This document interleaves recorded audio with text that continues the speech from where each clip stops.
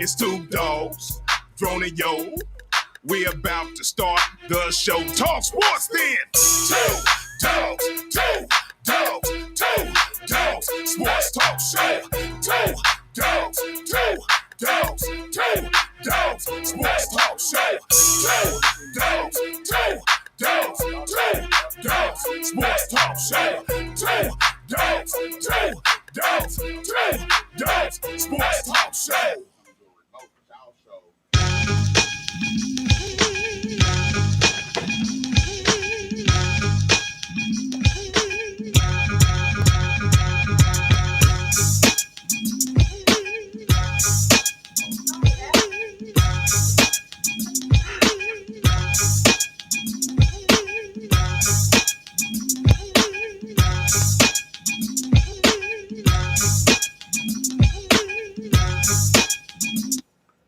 What's up?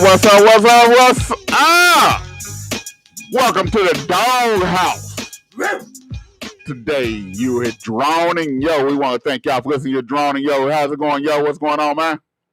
Man, it is football, baby. All day long. Welcome, everybody. We want to thank all the loyal listeners for coming on here on the Two Dog Sports Talk Show on this Tuesday afternoon, September 14th. It is hot outside in T-Town today, but we got a full show for you today. We got the Rogers Ropers head football coach on here, Coach Childress, and then we have the Nathan Hale Rangers, they head football coach, Coach Isaiah. He'll be on here, and y'all know we're gonna talk football and more all day long until 8 o'clock. It going down here on the Two Dog Sports Talk Show. So how was your weekend? Hold on before you start, because I know you're ready to talk football because we ain't had it. But just tell me about your weekend. How'd your weekend go? Oh, my weekend was good, yo. One, it was peaceful. Two, I had the grandbaby pretty much the whole time, so she was helping me watch football. And, I ain't really do too much. This is fall, bro. Fall for me, Saturday, I wake up, give me some juice, maybe a piece of sausage or sausage biscuit. And usually I don't wake up till about 10:30, 11. So about time I get up, the game was about to come on. So I go get in front of the TV. And then during commercial breaks, I brush my teeth and do all that stuff. Maybe put on some clothes. Most time I put on a T-shirt and some hoop shorts and my house shoes. And, hey, bro, this college football, I'm watching college football until it go off. And then I'm watch all the highlights so I don't miss nothing. And hey, man, that's what I do. And my wife, she always get on me. So, hold on. You just watched the game. Why are you watching the highlights? Because I need to see what I missed and see what's going on. And then later on, I might watch the game all over again. See, people that's not football fans, they don't really understand. No. They don't understand that I can watch the game over and over, and each time I watch it, I can see something different. Yeah. It's like watching The Godfather or something. Or a Marvel movie. Yeah. My wife can watch The Godfather movie over and over, and each time she watch it, she finds something different. I know she probably done watched it over 100 times. Yep. It's just like reading the Bible. You can read the Bible from front cover to back cover, and each time you read that same chapter 3, 4, 5 times, you get something different. Yeah. And that's what it is. It's something that you might miss. And as long as we've been without football for so long, we don't know what to do. I prepared my mindset, man, by watching Canadian football. So I was watching a CFL, and I'm sitting there watching a CFL. I'm like, why come the NFL don't let them do a running start? Seeing different nooks and crannies, even watching the CFL post-game show, pre-game show, doing all that, getting my mind ready for football season. You got to warm up to it. Yeah, one thing I can say is we're getting a much better quality football this year than last year. Much better. You can tell they done been to OTAs and training camps, especially now that we have the starters in the ball game. You can really tell the difference. Yeah, you can. You can. And the thing is, I tell everybody, yeah, they look good in preseason, but they ain't playing against nobody. Right. Wait till Team 1 come in. You know, last week I had the 86-87 Central Braves on here. Yeah. And I had Coach Hill on here, and Coach Hill said when he was in practice, he'll have the second string in there, second team defense in there, and the first team defense will be talking noise. He said, okay, don't make me sick the dogs on you. They keep talking noise.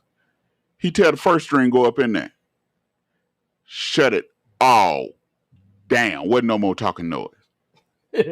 And so that's the way it is preseason. You talking all this noise. Oh, it's slow. It ain't this. It ain't that. All that quarterback look good. Okay. Wait till you start playing against first team. And what happened? All that get shut down.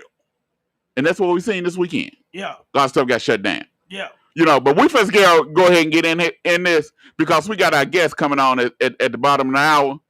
And so we first go ahead and get started. All right. So let's start. We're going to start with week 1, as you already know. Tampa Bay Buccaneers and the Dallas Cowboys. You know we got to start with that one. Okay. Because that was a big game. Dallas was picked to lose by more than 3 touchdowns. As a media person, I didn't pick Dallas to win. As a fan, I picked Dallas all day long. But I had to be able to separate the two because 1 minute I'm media and so I had to look at it objectively. You know, not from a fan. You know, objectively with everything that's going on, Tampa Bay should have won the game, which they won. You know, they was returning their whole 22 starters. Bruh, barely. I know. Okay. They was returning a whole 22 starters. They had experience. They had a training camp.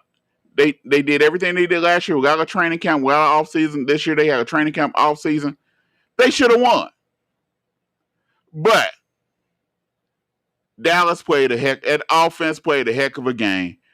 Dak played a heck of a game. I hate that Gallup got hurt.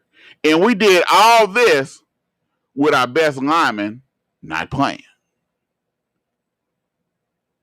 So, game 1, what do you think, Tampa Bay Cowboys? What do you think?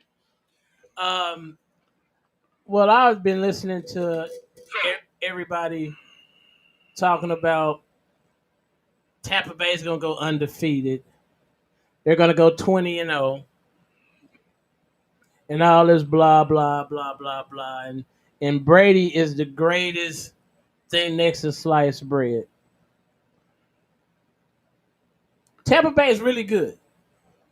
But the Cowboys should be in the running in the NFC. If they Game 1, what do you think? If they play like they played Thursday, they will be NFC champions. Okay. I want to thanks Megan for coming on the show. Trinity Trey, thank you, sir. We appreciate all y'all, everybody that's on the show, coming on the show, tuning in on Facebook. Share this video, share this live. There you go, keep talking. And Megan, it's too early to be going bang bang Niners gang. It's too early for all that. All right, go. We're talking Dallas Cowboys, Tampa Bay right now. Go ahead. So the Cowboys should be in the running. Tampa Bay is going to be in the running. I do have a question for you, Drone. Okay, this came up on my hiatus. You know, I was watching a lot of and a question came up. Is Tom Brady the greatest football player ever?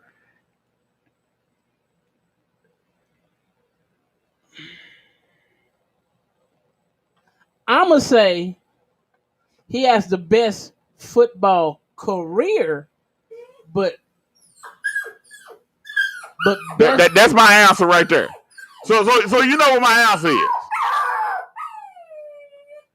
But best football player ever? No. No, he's not even in the top 5. I did a little bit of research. Jim Brown is the greatest football player ever. No one has ever done what he has done.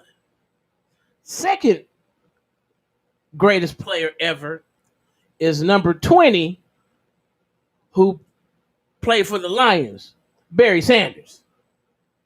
He's done stuff no one else has ever done.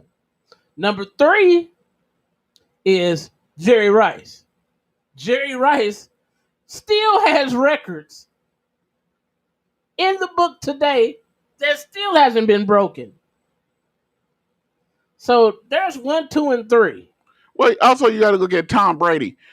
Some of them Super Bowls, Tom Brady barely won. If it wasn't for the defense, Right. he wouldn't have won. Right. It wasn't because his spectacular play on every 7 Super Bowls he got rings for. Now, don't get me wrong. Brady is good. Brady's good, and he's making that Tampa Bay Buccaneers team relevant. True. You take people say, well, you can just stick any quarterback. No. Brady is making the difference in that Tampa Bay team. You take Brady off that team, that Tampa Bay team is not winning no Super Bowl. No. Brady is one of the reasons why they win Super Bowl. Now, what I do say, if AB is AB, because AB balled out. Yeah. And if AB balled out like that all year, that team will be scary once they get that running game going.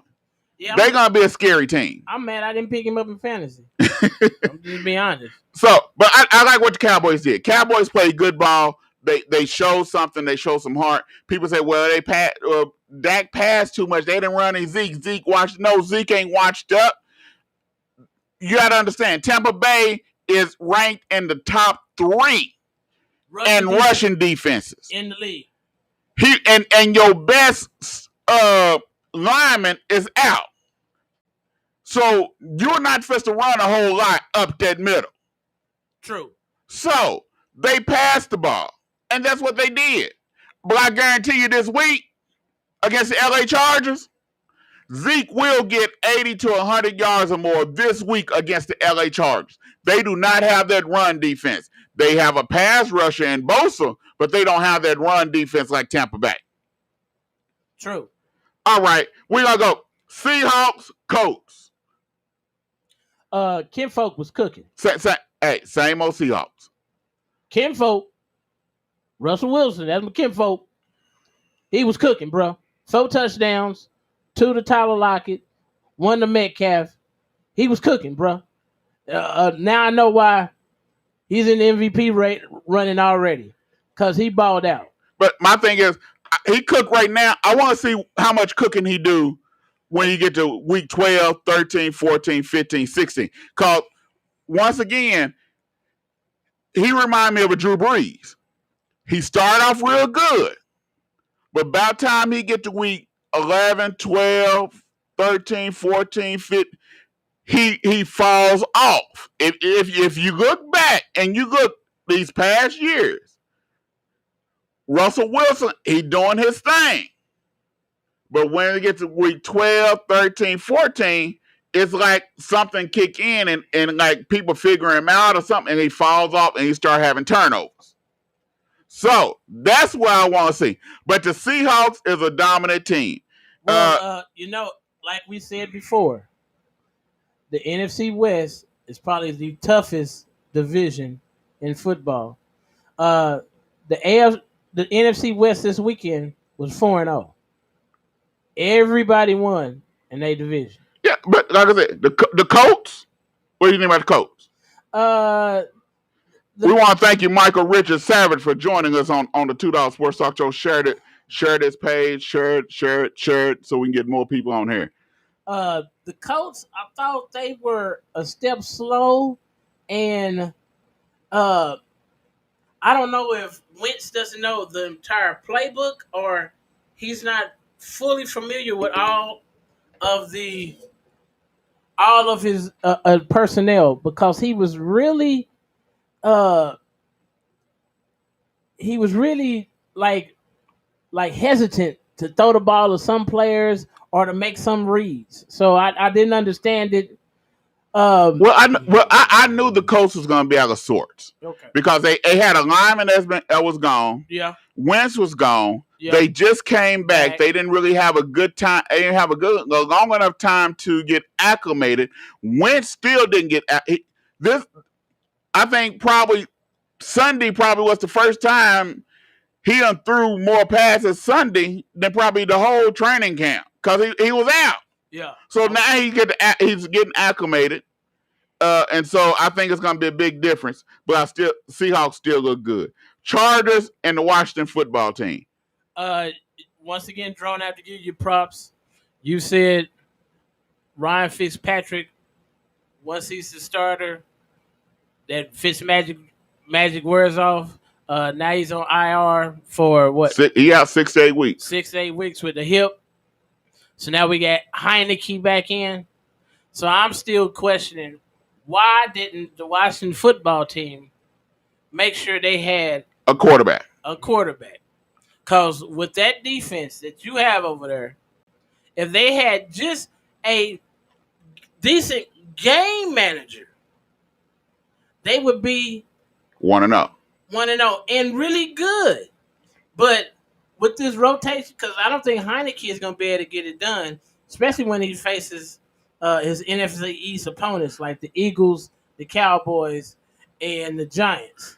And my thing, I want to put this to bed right now. I don't see Washington football team picking up Cam Newton. The coach has had plenty of opportunities, if he wanted to call in Cam Newton and bring him into camp. He had the opportunity last year to bring him in, and he chose not to. He had the opportunity in the offseason, and he chose not to. I don't see Washington bringing Cam Newton into camp to play. So let's put that to bed. Yo's opinion, I think Cam Newton's career is over.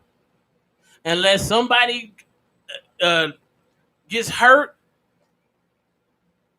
and it's going to have to be a couple of teams that he could actually come and run that offense. But one of them guys would have to be hurt. Yeah. But what I did see this weekend is that there was a lot of, you look at Justin Herbert was 31 of 47. Justin Herbert balled out, but he didn't ball out too good because they only won by 4 points. Yeah. And so, but the trend that I seen this weekend, there was a lot of passing. Yeah. These quarterbacks, they got their arm worked out this weekend. Eagles, Falcons, to me, it's like the same old Falcons, man. Same old Falcons. I think it's time to let Ryan go. And what makes it so bad, I had Ridley on my fantasy team starting, and he ain't did nothing. Well, that's because his quarterback is supposed to be Matty Ice. He's more like Matty no ice. No, more like Matty lukewarm. That's what he's. Matty tap water. Yeah, tap water. I'm not understanding why the Falcons didn't go out and get a quarterback, someone they could groom to take over the reins, especially when you went and drafted Pitts so early. But Pitts didn't really do too much. You can't do nothing if your quarterback won't throw him the ball. The receiver is dedicated on if the quarterback is going to throw them the ball. So I think listen, Falcons, ATL, listen up. Y'all need a quarterback. They know. Bad. B-A-D. In this next offseason, if y'all don't draft a quarterback or trade and get somebody in there that's going to be able to take y'all franchise for the next 4 to 7 years, I don't think y'all going back to the Super Bowl. Hold on. Who said the Atlanta Falcons are going back to the Super Bowl even if they did get a quarterback? Well, I'm just saying. And then there ain't no need to say that one because they ain't supposed to happen. Well, they did go once. Oh, They good. got blown out. Jalen Hurts. Good. Balled out. They didn't change the whole offense. I think he 27 to 35 passes. Yeah, but it's a lot of short stuff. He actually got some weapons now with Devontae Smith. Look good. Yeah. So, hey, we better not start sleeping on these Eagles because Jalen is a workout junkie and he's gonna want to be a leader. And he making sure that the other players, his teammates, are doing what they're supposed to do also. Yeah. So let's not overlook the Eagles. Let's not overlook them because one of these teams is gonna be up and coming. All right. So we must do one more real quick, then we're gonna go to break. Bet. And I'm gonna say the one I want to do. I'm gonna say because I know you're gonna hate it.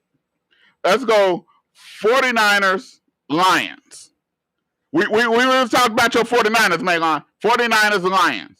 What do you think? I thought the 49ers look good. I think Garoppolo should be the starter right now. Garoppolo is serviceable. Garoppolo always give away one. If the 49ers defense can withstand one turnover, they okay. Yeah. Because Garoppolo gonna give you one. Yeah. But normally he don't give you more than one. But he gonna give you one. Now Mostert being out for the rest of the season hurts. But the new guy, Mitchell, he came in and balled out. Guess what? I picked him off of waivers. I picked him up. Yeah, sure did. Ha! Got him. Yeah, Eli Mitchell was 19 of 100 with 104 yards. Yeah. I need that I need that on my fantasy. I need all of that. But Garoppolo was 17 of 25 for 314 yards. Deebo Samuel's balled out 9 for 189. But they let Jared Goff and the Lions come back and actually make it a ball game. Man, hey man, let's be real with this one. Let's be real. 41 and 33. Let's be real. Okay, was anybody thinking that the 49ers was going to lose that game? Once you get a big lead, you sort of like lax up. These are NFL players, and they got talent.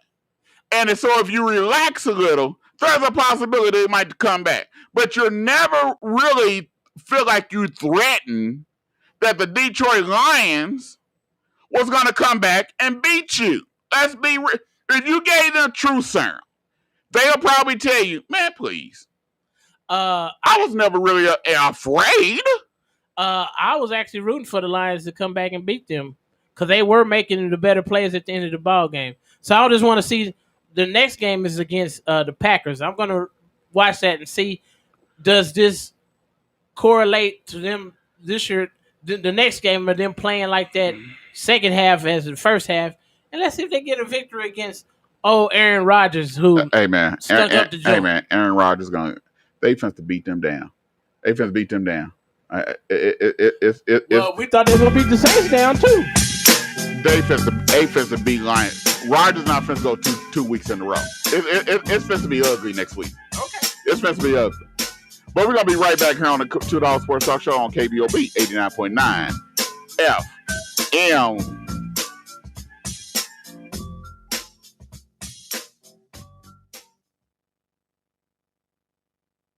The 36th Street North Event Center is a full-scale event center where we share the experiences of the community. At the event center, you can rent space for weddings, birthday parties, receptions, concerts, Greek events, quinceañeras, and much more. We also do custom decor, linen, and centerpieces. We're located at 1125 East 36th Street North. To book your next special event, business gathering, or community event, call us at 918-200-9046.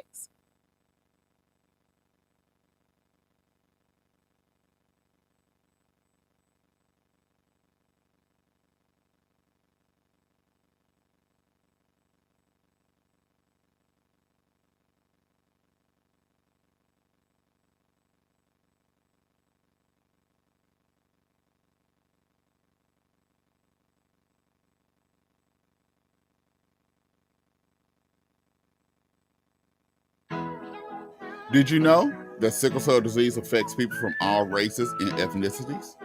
Sickle cell disease can look like you, and sickle cell disease can look like me.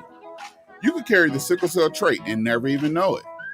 The state of Oklahoma and the supporters of Families with Sickle Cell Disease Incorporated are invested in educating Oklahomans about sickle cell disease and other inherited blood disorders and traits.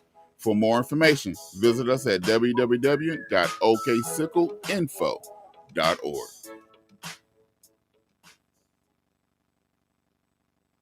How to order chicken wings. Number 1, find a good wing spot. I know a wing spot, Max Wings. Number 2, decide if you want a combo or if you want to order a la carte. Huh? What's that? Well, combos come with chicken, veggie sticks, fries, and a drink for a discounted price. A la carte means that you order each item separately. Ah, okay. 3, decide if you want bone-in, boneless, or cauliflower wings, and then determine the delicious flavor you want on your wings. I didn't even know cauliflower had wings. You learn something new every day. Have you been to Max Wings? Yep. Max Wings is located at 782 East Pine Street in Tulsa. We're open Monday through Thursday from 11 a.m. to 8 p.m. and on Friday and Saturday from 11 a.m. to 10 p.m. Come to Max Wings. Advertising the Tulsa Black-owned Business Guide. It's a monthly publication reaching all of Oklahoma and beyond, giving exclusive content about your business and many businesses that are connected to you. Full page and half pages are available. Purchase and artwork are due on the 25th of each month. Visit us online right now at www.tulsabobn.com for more details, or email us right now at tulsabobn@gmail.com for pricing.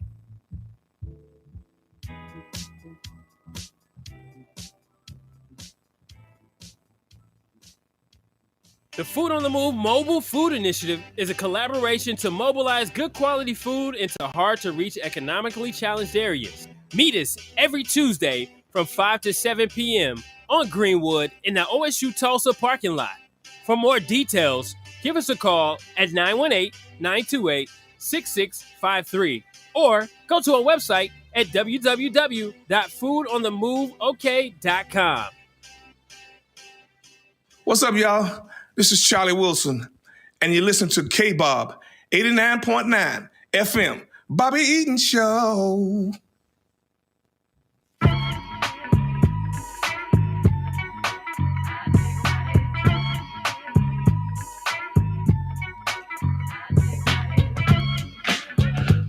Welcome back to the $2 Sports Talk Show here on KBOB 89.9 FM. Make sure y'all tune in to the Left Right Show with Mr. Ramal Brown, the Hometown Heat. It's a veteran show that's off the chain. He bringing in everybody that you know, former veterans that can give out good information to people. So if you know a veteran, have them tune into the Left Right Show on Thursdays from 4 p.m. to 5 p.m. with Mr. Ramal Brown. You also can stream it at KBOB 89.9.com. All right, we got our first guest on the line right about now. We have Coach Parker Childress from the Rogers Ropers. How's it going today, Coach? Oh man, I'm living the dream. And that's the good thing, Coach. When you can live a dream and you don't have to be asleep to live it. Oh yeah, a bye week's always a good week too, man. It's always good to have a week off, right? Yeah, that's it. So Coach, you all are 2-1. What's the difference between this year and last year? Well, last year was weird because of COVID. Not being able to work out all summer long. We weren't allowed inside of facilities to do any sort of weightlifting. I had just hired my strength coach, Matt Beaver. He came from Thoreau with me. And so this summer was different because we actually got to go in the weight room and have a real strength and conditioning program. So I give him a lot of credit. I give him and my assistant strength coach, Tommy Ryder, I give him a lot of credit because, football is a different animal, man. It's all about, man on man, who's bigger, who's stronger, who can make a tackle. So I give a lot of credit to that. And I'll be honest, man, I got really tremendous athletes this year. I mean, I have a group of seniors that are just, they're up there with the best in Tulsa. I mean, Booker T's got the Division I backfield they got over there. But I mean, I think we rival them as far as athletes go. Now, did your players come in with a different attitude this year? Because like you said, we dealt with COVID last year. We still dealing with COVID this year, but it's with the vaccine and everything, we're trying to get it calmed down. Did they come in this year with a different attitude? I think I would say definitely yes. Now it's my third year here, so I'm finally dealing with guys that know who I am. I've coached these guys since they were sophomores, and my junior class is pretty solid too. So I mean, to me, this is the first time it's been my team, my guys that are loyal to me, and the coaches I have. And so I think the attitude has shifted. We thought we'd be 2-1. That was our goal. We should have won the games we won, and we were really close to beating Hilldale. I mean, we lost by 8 points, and they had a block kick that led to a touchdown there. So I mean, we're pretty close to being 3-0. But I give a lot of credit to my seniors. They showed up and kind of set the tone for my younger guys, and basically said, show up and quit talking about it. Let's go to work. So I give credit to those guys for sure. So, Coach, what A are y'all? Y'all 4A or 3A? We are a 5A team, sir. You're a 5A team. Yeah, we're in there with the big dogs, with Carl Albert and all them. Now that's the other side of the state. Our district we have the tougher 5A district, in my opinion. We have McAllister and Coweta, and then we got Bishop Kelly and Shawnee. That's the top end of our district. And then it's us, Edison, Durant, and East Central. So, I mean, we have a pretty solid little district that we're in this year. I know Kelly's kind of down this season, but, I mean, Coweta and McAllister are number 1, number 2, in my opinion, in the state this year. They're really solid this season. Okay, so the big rival game then is y'all against East Central. Yeah, I think whoever wins this upcoming game, now they have they're playing Memorial this week, but whoever wins this first district game next week has a really good chance of making the playoffs, I think. Now they're a lot younger than us this year, so in my opinion, we should win. I mean, I'm the head coach; we should win every game. But I really think the East Central game is a pretty good rival. We've played them real tough. I mean, last year they came out and they stomped us in the first quarter. They kind of surprised us. We weren't really ready for them last year. But I think this East Central game will kind of be the measuring tape of our season so far. If we can get a win there and be 3-1 and 1-0 in the district, I think we have the chance to make the playoffs this season if we can get a win against East Central. Well, Coach, one of the difference I see, because I was at the game last week when you all played Hale, and one of the differences I've seen is that you all are able to go too deep, where you don't have to play. You have players that just play strictly offense and players that play strictly defense, which is something that you really haven't had. What type of difference have that made in your team? You bring up a great point. Last year we had a lot of we'd make it to the third quarter and be close, and then we'd start cramping up, and it's because we had guys playing offense, defense, special teams. And this season we can go too deep. So you highlighted number 7. His name's Terrence Thomas. We call him Chubby. He used to be a fat kid. Now he's a fat kid. It's funny. But he's an outside linebacker, and that dude can go, and he's going to knock the crap out of you. He had a fumble for a touchdown and a kickoff return for a touchdown, and he didn't even touch the field on offense. He's one of my slot receivers. I mean, he's a stud. And my quarterback, every once in a while, will ask me to go play safety when we go too high. And I mean, he's the difference of the team, honestly. McCurrick Demery's his name. I mean, he's got to be one of the most underappreciated talents in all of high school football in Oklahoma right now. I'm being honest, and I'm biased, but I mean that kid can go, man. He's a stud. Well, you're very correct, though. That's the fact that we can go too deep is a big deal. And that's something that I've seen with you all, because I came to a couple of games last year and came this one on last week, and that's one of the differences is at the quarterback position. And then also, like you said, Terrence Thomas, number 7, he stood out. He stood out. I'm talking about he's a ball hawk. The crazy thing about him too, he's a basketball kid. So number 7 and number 8 are two of my best athletes, but they were basketball kids. This is their second year playing football. I mean, it's so the ability to get these athletes to come out and play for us is that's the biggest difference, honestly. Is basically the starting basketball team is playing football for us this year, which is it's something that not a lot of TPS teams have. I mean, if you think about Memorial basketball, that's a great basketball program, and their football team struggles, and I feel for them because they don't get those guys to play two sports. And that's something that at Rogers we really, really, I mean, actually, those guys play 3 sports. They run track in the spring, too. So we have these 3-sport athletes at Rogers because we kind of make them do it even though they don't want to, which has really, really helped us.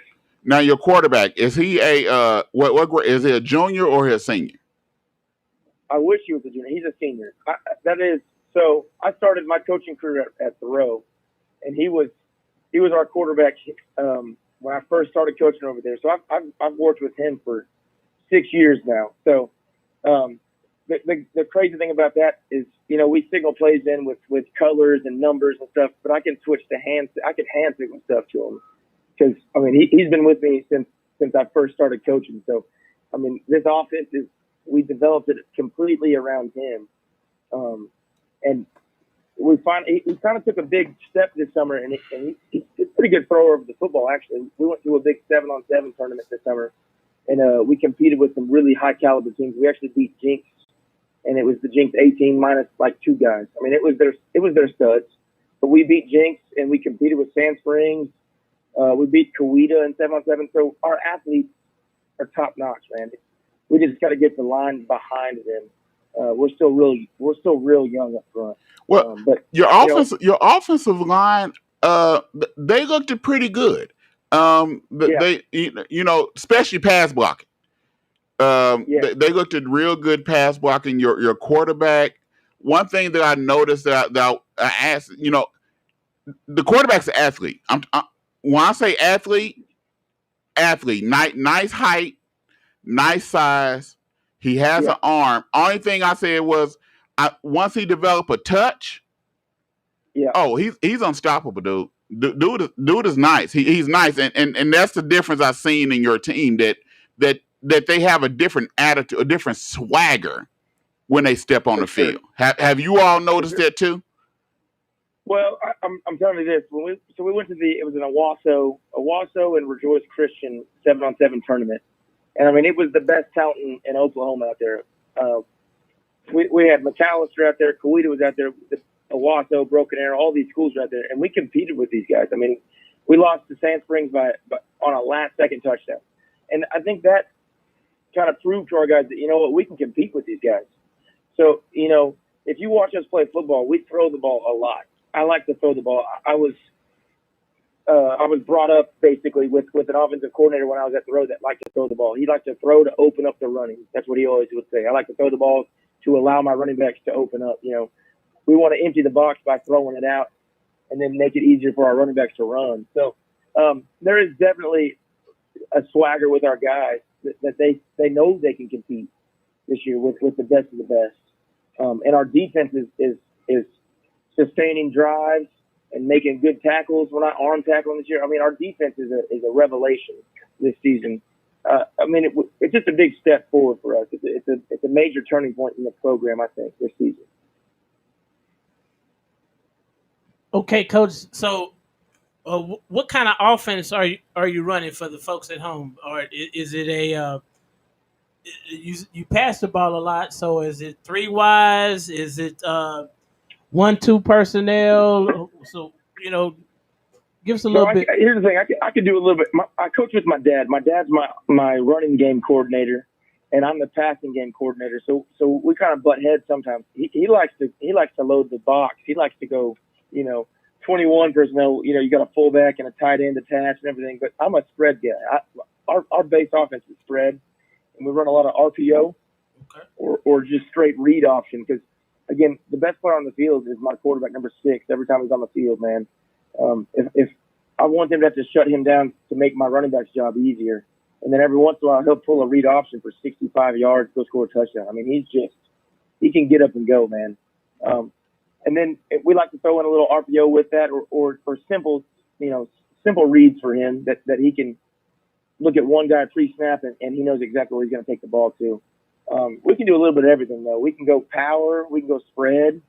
You know, we can do a little screen game. We can do jet motion. We can do a little bit of everything with our team this year. We got athletes, so I got to spread the ball around there for sure. Okay. All right, Coach. Before we get you off here, we always have our guests take 30 seconds to a minute to give some encouraging words to our listeners. What are those encouraging words that you would give to our listeners? Okay, I would say, you know, life is a grind, man. When I first got to Rogers, we had 7 kids at my first practice, and now we're looking at 65 kids on the team this year. So, you know, if everything in life that is worthwhile is hard to get, it's hard to achieve.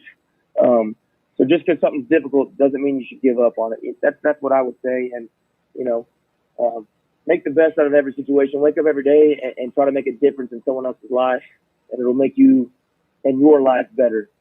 That's what I would say. All right, Coach. Thank you for coming on the $2 Sports Talk Show. I will be getting with you about something that I've been doing weekly.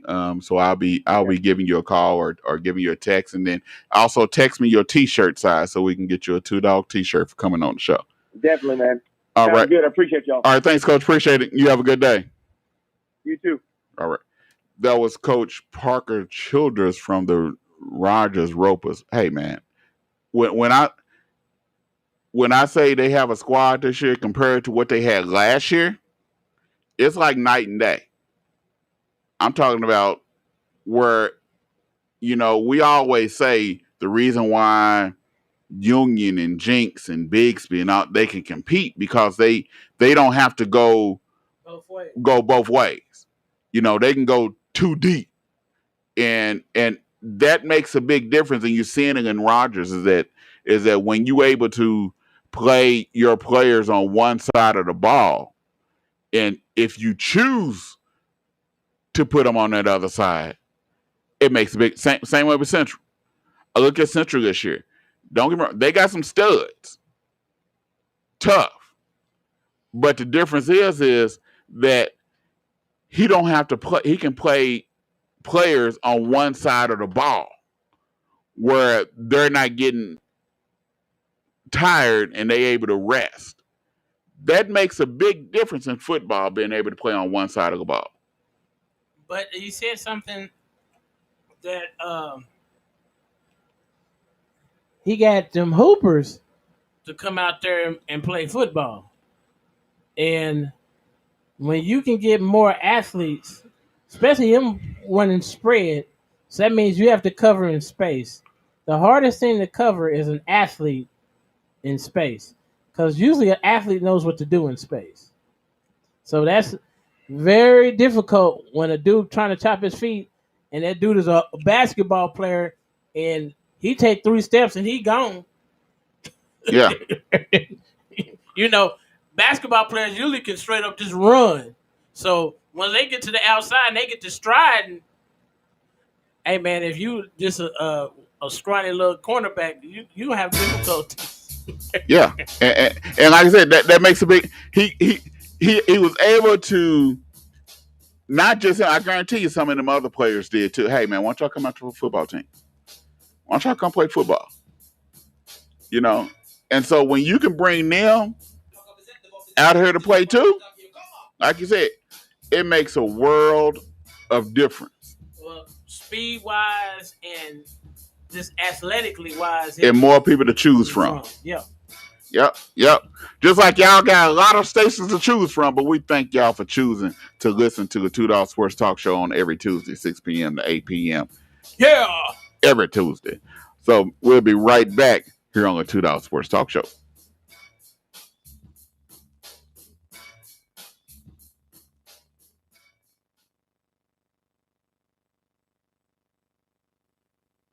The 36th Street North Event Center is a full-scale event center where we share the experiences of the community. At the event center, you can rent space for weddings, birthday parties, receptions, concerts, Greek events, quinceañeras, and much more. We also do custom decor, linen, and centerpieces. We're located at 1125 East 36th Street North. To book your next special event, business gathering, or community event, call us at 918 200 9046.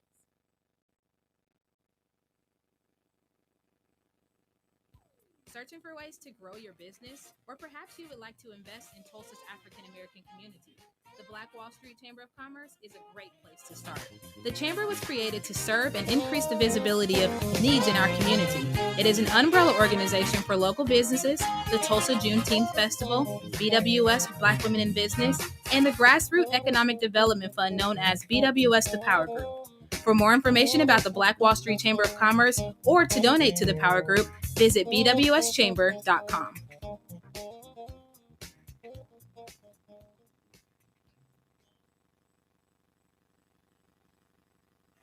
Hey everybody, this is Bobby Eaton of Eaton Media Services, located at 1533 North Norfolk, home of KBOB 89.9 FM.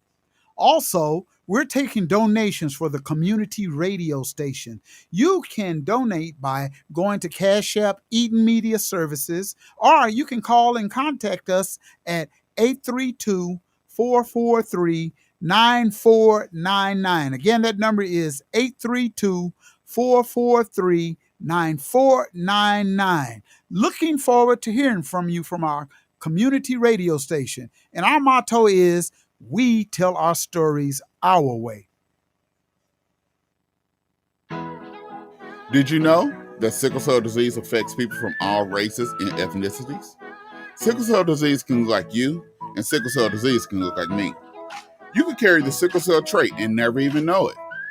The state of Oklahoma and the supporters of Families with Sickle Cell Disease Incorporated are invested in educating Oklahomans about sickle cell disease and other inherited blood disorders and traits. For more information, visit us at www.oksickleinfo.org. Hey Tulsa, Oklahoma.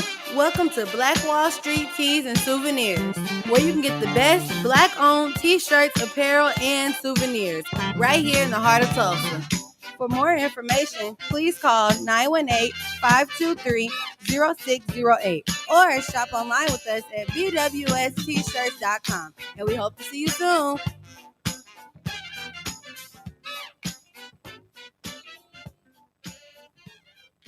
How to order chicken wings. Number 1, find a good wing spot. I know a wing spot, Max Wings. Number 2, decide if you want a combo or if you want to order a la carte. Huh? What's that? Well, combos come with chicken, veggie sticks, fries, and a drink for a discounted price. A la carte means that you order each item separately. Ah, okay. 3, decide if you want bone-in, boneless, or cauliflower wings, and then determine the delicious flavor you want on your wings. I didn't even know cauliflower had wings. You learn something new every day. Have you been to Max Wings? Yep. Max Wings is located at 782 East Pine Street in Tulsa. We're open Monday through Thursday from 11 a.m. to 8 p.m. and on Friday and Saturday from 11 a.m. to 10 p.m. Come to Max Wings, home of the dry rub fries.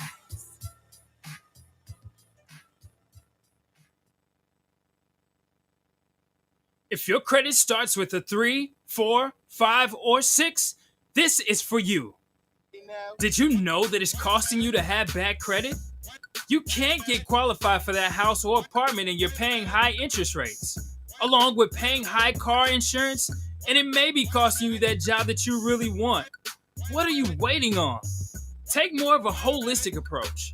Pick up the phone and call the Credit Shiro at 832-642-1554 or text CAMP to 76626. With 13 amazing services, we restore and repair generations to come.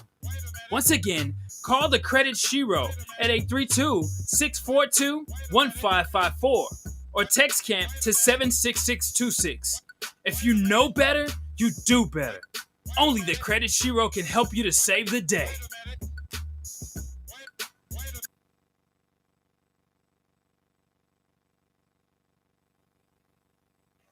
Hey everybody, this is Bobby Eaton of Eaton Media Services, located at 1533 North Norfolk, home of KBOB 89.9 FM. Also, we're taking donations for the community radio station. You can donate by going to Cash App Eaton Media Services, or you can call and contact us at 832-443-9499. Again, that number is 832-443-9499. Looking forward to hearing from you from our community radio station. And our motto is, we tell our stories our way. What's up, y'all? This is Charlie Wilson, and you listen to KBOB 89.9 FM, Bobby Eaton Show.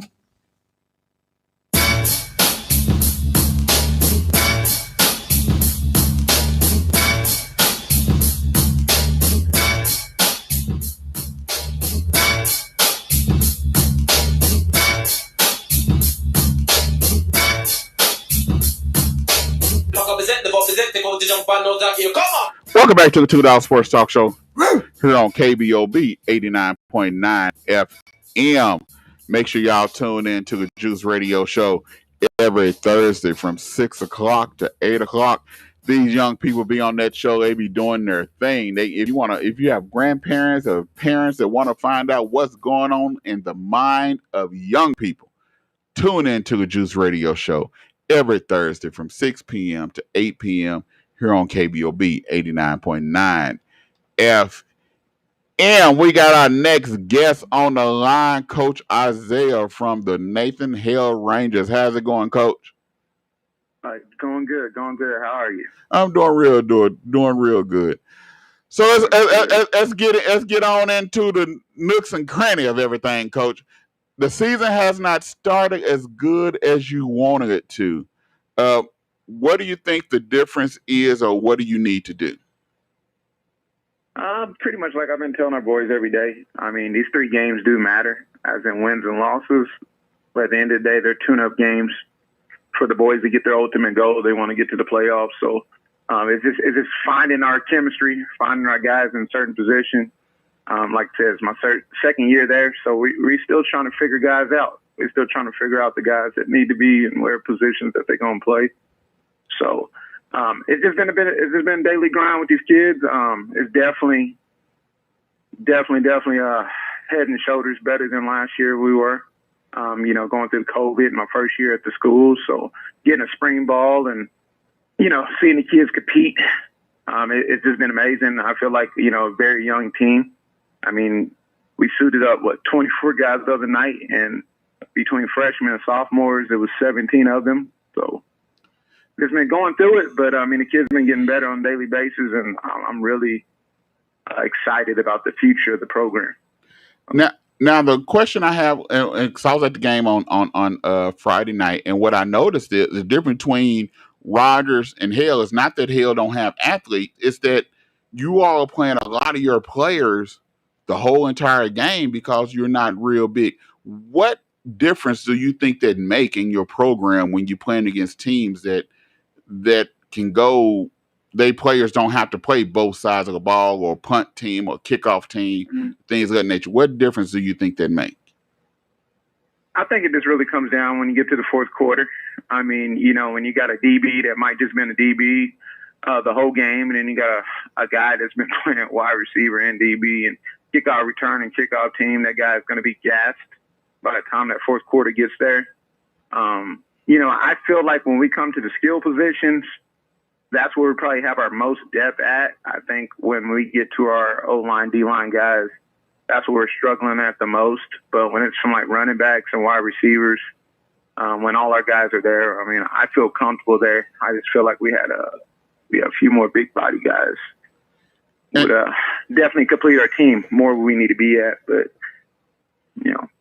Now, do you have more players out this year than you had last year, or is it about the same, or how's that going? So last year, when we would, on an average practice, we probably would be about 18 athletes. Today at practice, we counted 38. So these last 2 weeks has been a struggle because we're getting kids physicals, getting kids rank 1, and just getting kids eligible to play. this week we'll suit up 8 more guys than we did last week. So every week is getting better. Our numbers is nowhere where I want it to be, but by the time we get to district next week, we'll probably be suiting up about 37, 38 kids. So.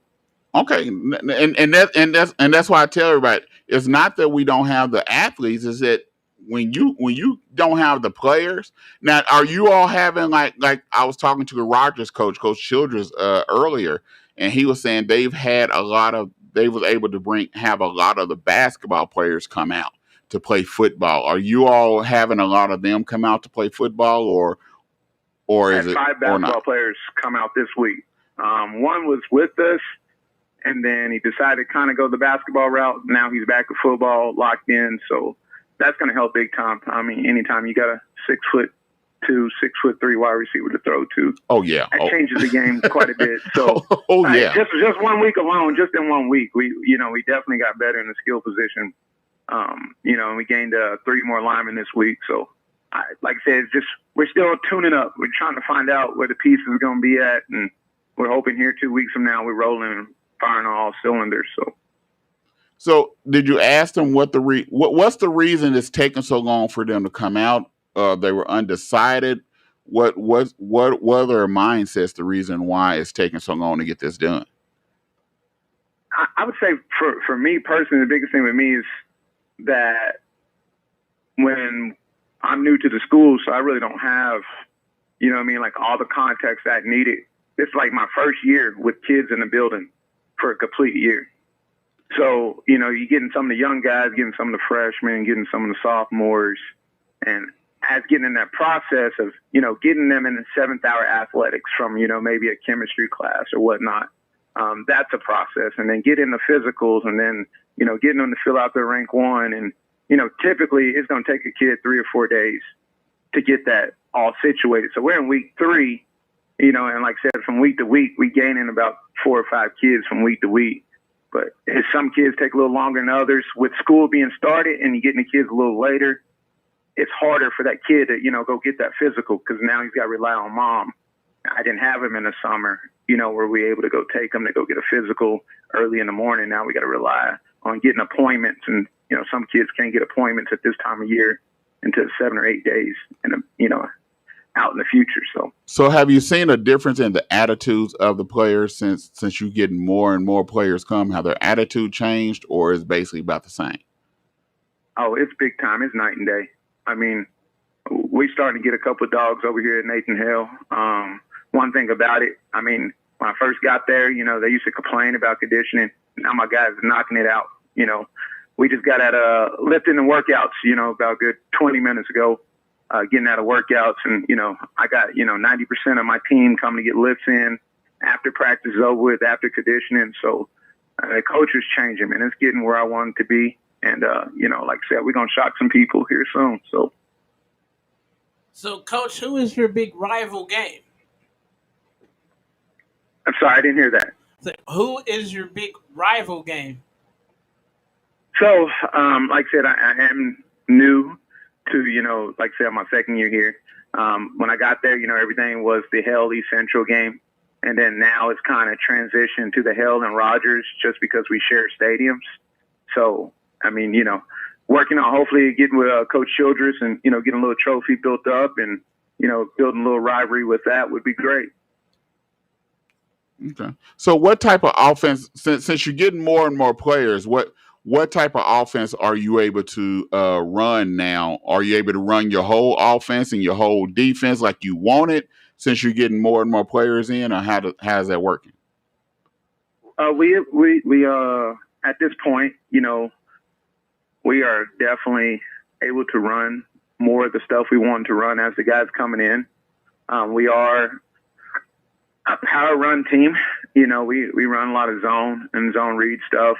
As we get, more receivers updated in the playbook, we'll be able to spread our guys out a little more and go into a little bit more of our spread game and get our athletes in space. But right now, I mean, we're 60-40, and we run first, definitely. I got a 205-pound running back, so we got to feed that monster. Yeah, that's a big boy, especially if he got some speed too. That's a nice size running back. So is your are so majority of your players this year will be coming back next year, so there will be another year in your program. 9 come back on offense and 8 come back on defense, and they'll be from 1 to 2 more years. My sophomore group was city champions for TPS. My 9th grade group was runner-ups, and then I got an 8th grade group that is going to make a run. So what that tells me that you have a lot of talent that's supposed to come. It's just the point of being able to keep them in your program. Correct. So what type of things have y'all all started thinking about that will keep them in the program and keep them not from going to other high schools, but making sure that they stay at Nathan Hale? Well, I can only kind of really speak for me, but I'm a real hands-on coach. Okay. So I have 2 high school coaches that coach at the middle school program. I'm at every practice, every game, between parent meetings, between, the players know who I am, building a relationship at a young age. I think, communication and building relationships with the young guys and the parents is the key, and especially when they're on our campus, I get to see them every single day. So I just think things like that's definitely a plus for us. Okay. All right, Coach, before we get off here, we always have our guests give some encouraging words to take 30 seconds to a minute to give some encouraging words to our listeners. This is your opportunity. Give us those encouraging words, Coach. Well, pretty much like I tell my boys, they're going to get it from me at least 3 days a week. It's just daily life. It's not just football. A quote is super popular, but I'm a big believer of hard work beat talent when talent doesn't work hard. And that's what we're going to stand by at Nathan Hale. And I tell the boys, it's just not football. It's in the classroom. It's at work. The guys that's going to work the hardest and show up on time are going to be the guys that get the promotions. So that's what I'm about. I think that's this one thing that the boys will take with them, that hard work is going to get them where they want to be in life. All right, Coach, we want to thank you for coming on the show and good luck for the rest of the season. And make sure you text me your T-shirt size so we can get you a $2 Dog T-shirt. And then I'm going to also text you about something else I'm going to try to do that I wanted to do. Well, will do. I appreciate that. All right. Thanks, Coach. I appreciate it. You have a good day. All right, you too. All right. Bye-bye. There was Coach Isaiah Irving of the Nathan Hale Rangers. See what it makes a difference when you got athletes, man. And what did I say? They have athletes. They got players. They just wasn't big in numbers. And now, since they're getting more players come in and numbers are growing, I think we're going to start seeing a difference. Well, one thing, I think he needs to start combing the halls and see if he can find that big dude who just, be in the lunch line and then get on the school bus and go home. He going to have to go get that cat. And like I said, I know that feel because I know when I used to coach for Gilcrease, we'll go walking down the hall all the time. Yeah. Hey, okay. Hey, dude, why you not playing basketball? What you mean? Man, you 6'5", walking these halls. I need you on the basketball team or I need you on the football team. We used to do it all the time when I used to coach for Gilcrease. It wasn't nothing for me. You see me up there at school in the classroom, walking the hall, something. When the Twins played for Gilcrease, a lot of the super tough guys didn't want to come out for football because the boys who played football would be like, y'all gonna have to face the Twins. But the Twins didn't go to school there, so unless you came to practice, you didn't ever see them. So it became like this mystique. I was like, really, Brandon? He was like, bro, I'm telling you. I had this big dude who was like, Coach, they said that I'm going to have to face the Twins. And so he said, I ain't coming out because I don't ever see them at the school. And he was like, they don't go to school here. It's like, well, why are they on the football team? It bees that way sometime. But hey, guess what? What? We're talking nothing but more football, NFL, and college football when we get back here on the $2 Sports Talk Show. It's going down. Oh, yeah, we got to hit Texas. We got a lot of stuff we got to hit. We got so much stuff we got to hit. Boy. We got a lot of stuff we got to hit when we get back. All right. Here on the $2 Sports Talk Show.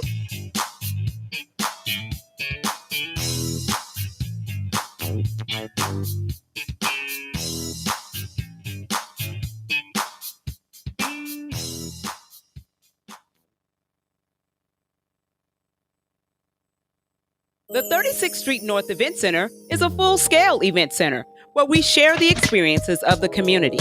At the event center, you can rent space for weddings, birthday parties, receptions, concerts, Greek events, quinceañeras, and much more. We also do custom decor, linen, and centerpieces. We're located at 1125 East 36th Street North. To book your next special event, business gathering, or community event, call us at 918-200-9046. Searching for ways to grow your business? Or perhaps you would like to invest in Tulsa's African American community? The Black Wall Street Chamber of Commerce is a great place to start. The Chamber was created to serve and increase the visibility of needs in our community. It is an umbrella organization for local businesses, the Tulsa Juneteenth Festival, BWS Black Women in Business, and the Grassroots Economic Development Fund known as BWS The Power Group. For more information about the Black Wall Street Chamber of Commerce or to donate to the Power Group, visit bwschamber.com.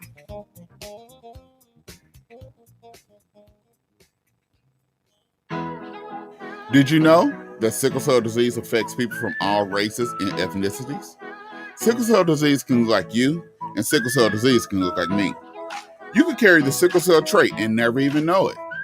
The state of Oklahoma and the supporters of Families with Sickle Cell Disease Incorporated are invested in educating Oklahomans about sickle cell disease and other inherited blood disorders and traits. For more information, visit us at www.oksickleinfo.org. How to order chicken wings. Number 1, find a good wing spot. I know a wing spot, Max Wings. Number 2, decide if you want a combo or if you want to order a la carte. Huh? What's that? Well, combos come with chicken, veggie sticks, fries, and a drink for a discounted price. A la carte means that you order each item separately. Okay. 3, decide if you want bone-in, boneless, or cauliflower wings, and then determine the delicious flavor you want on your wings. I didn't even know cauliflower had wings. You learn something new every day.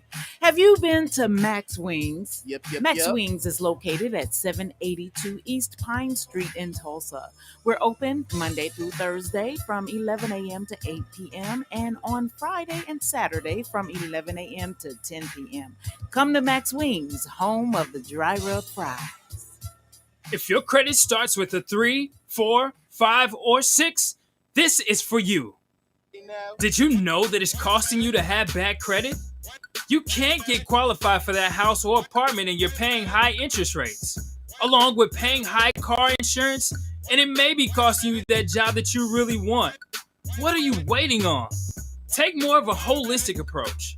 Pick up the phone and call the Credit Shiro at 832-642-1554 or text CAMP to 76626. With 13 amazing services, we restore and repair generations to come. Once again, call the Credit Shiro at 832-642-1554 or text CAMP to 76626. If you know better, you do better. Only the Credit Shiro can help you to save the day.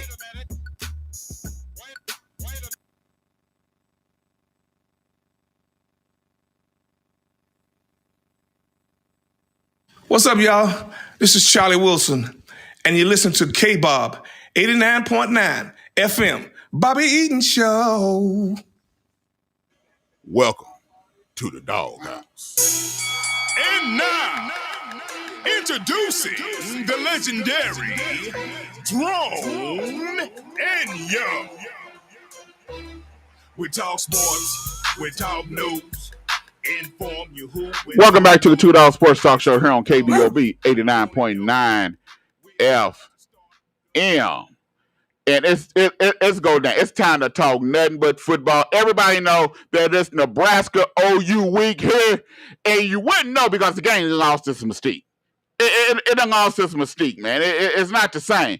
And I'm telling everybody now, OU will win by 35 plus points this weekend against Nebraska down in Norman. What say yo? Yeah, I got OU by 30. The best rusher for Nebraska is the quarterback. Back in the days, Nebraska was known for having that I-back that if he got to the corner, he could chunk you to deuces. Now, they had a plethora of backs, but since they didn't left the Big 8 and the Big 12, they try to play this power style of football like Big 10, and I think it hurt them not being able to recruit Texas athletes and not to get that speed.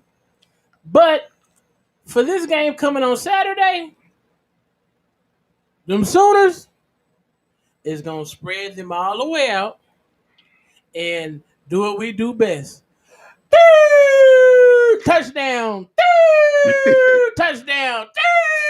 And Nebraska's going to be like, bro, we're not ready for this. That's all you're going to hear is dun dun dun dun dun dun dun dun dun dun dun dun dun dun dun dun. That's all you're going to hear all day long. All day long, it's going down. Hey, man, I remember growing up, the mystique of knowing that you had OU Nebraska. I talked to Billy Sims, and when I did, and I was asking him, I said, what was it like OU Texas? He said, man, it wasn't OU Texas. Yeah, it was OU Nebraska. Yeah. He said that OU Nebraska weekend was a whole different animal. And so I remember growing up and OU Nebraska, it was the talk of the college football.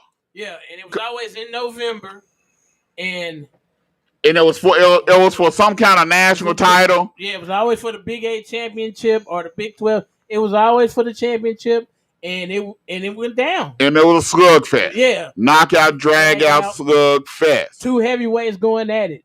Now it ain't even been mentioned on the news unless you stay in Oklahoma. Yeah, and that is sad that Nebraska OU does not get any airtime unless you stay in Oklahoma.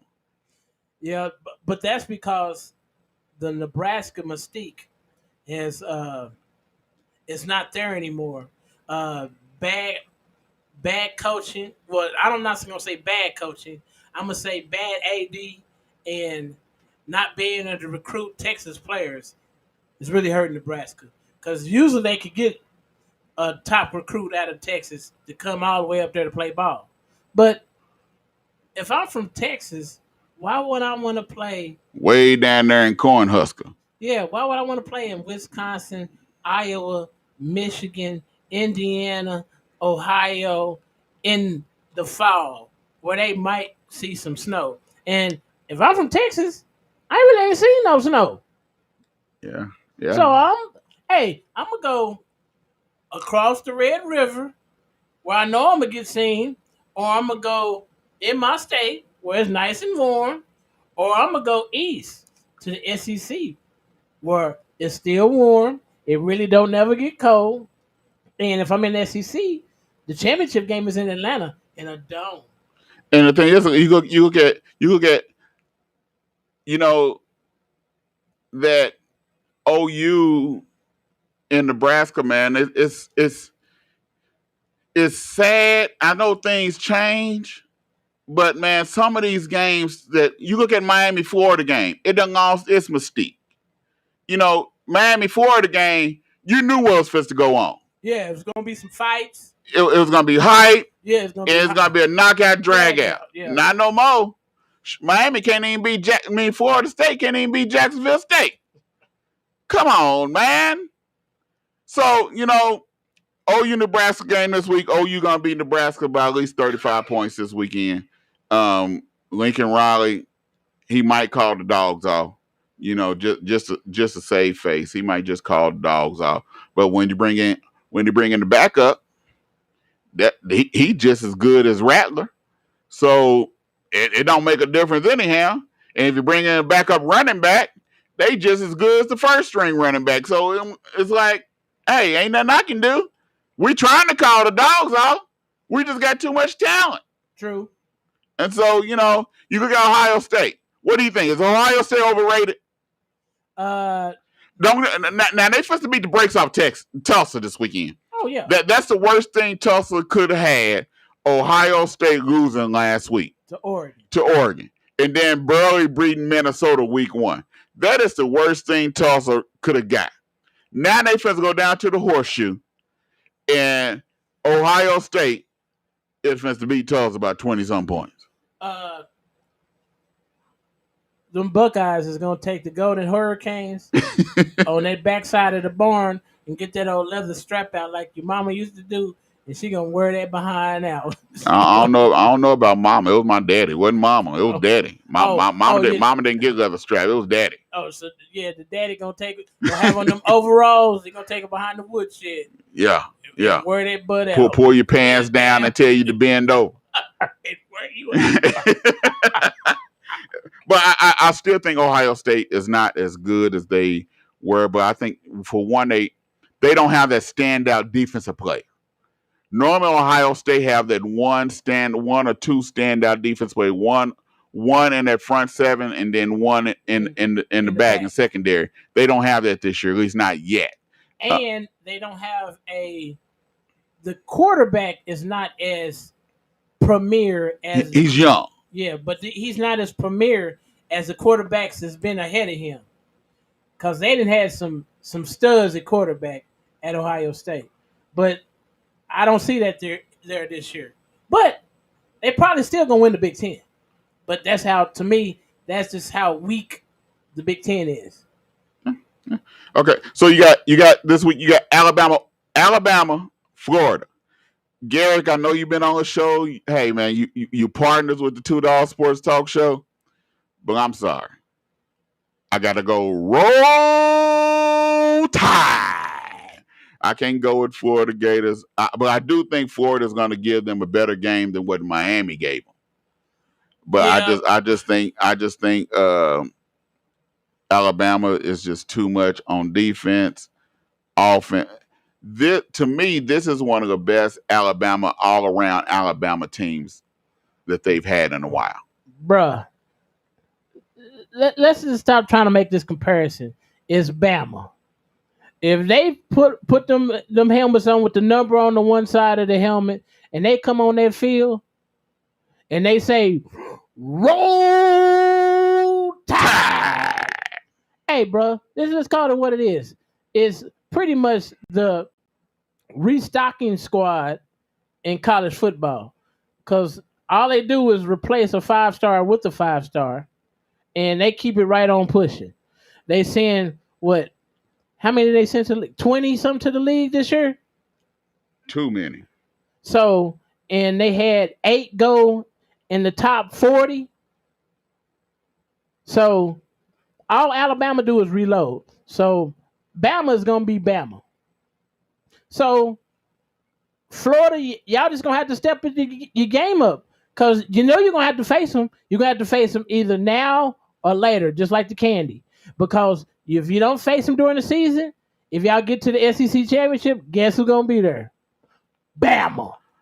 All right. Now this burn, we got to talk about the burn orange. we got to talk about the burn. You know what? I wish I had the little pups in here right about now. I really do wish I had the little pups in here. I'm hoping they listen to the show, because the little pups, they're Texas guru and love Texas. And I wish I can have them in here where I can just tell them on what I feel right now, that Texas should have kept their behind in the Big 12. Yeah. Because if Arkansas can take them behind the woodshed. Woo! You know, I looked at Bevo at the game, you know, and I said, and all of a sudden I looked around. Bevo had his head tucked in the hay. Bevo didn't even want to look at what was going on. That's how bad it was. Bebo turned around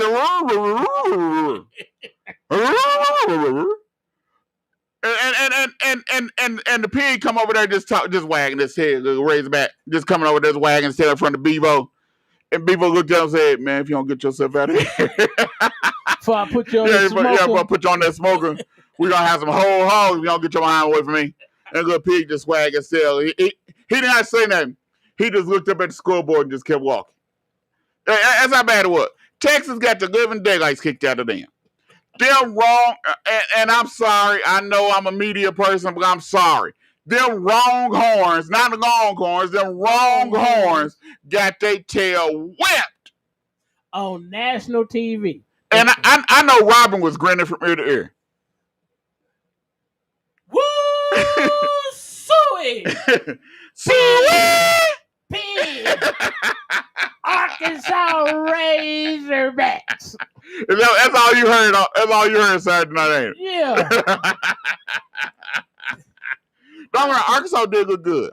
Yeah, they got nice little quarterback. Their quarterback is nice. Running back. Running back. I thought I was looking at number 5 and said, "Hold on, Darren McFadden retired. He don't play for them no more." I'm like, no, that dude named Rocket. Oh, he's nice. Yeah, he's Rocket. Nice. And then number 0 is from Union. That's the old Union running back. Number 0 for Arkansas is from Tulsa. He went to Union. Which one? Number 0. Is that right? Yeah, he's from Tulsa. I'm still not gonna root for no Arkansas. I don't care if he came from my neighborhood, my street. I ain't rooting for no Arkansas. Hey, they look really good. They have really changed the program around. But when the Sooners come in SEC country, in SEC country, and they say, "Hey, y'all want to come across this border? Y'all come on through Rolling and come on down the street. So y'all come on and take this stomping y'all gonna get." I'm telling you, what people don't realize, this is supposed to happen before 2025.